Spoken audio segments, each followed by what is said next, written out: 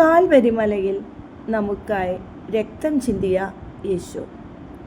ഈ ഈശോയുടെ സഹന ജീവിതമാണ് നമ്മളുടെ ജീവിതത്തിൻ്റെ ഓരോ പ്രതിസന്ധികളെയും അതിജീവിച്ച് മുന്നോട്ട് പോകുവാനുള്ള ശക്തിയും ധൈര്യവും നമുക്ക് നൽകുന്നത്. സഹനമാണ് നമ്മുടെ ജീവിതത്തിൻ്റെ ഏറ്റവും നല്ലൊരു അനുഭവം. സന്തോഷ നിമിഷങ്ങൾ കുറച്ച് സമയത്തിന് ശേഷം നമ്മൾ മറന്നു പോകുന്നു. പക്ഷേ സഹനത്തിൻ്റെ ഓരോ നിമിഷവും നമ്മളുടെ ഉള്ളിൽ എന്നും നിറഞ്ഞു നിൽക്കുന്ന ഒരു അനുഭവമാണ്.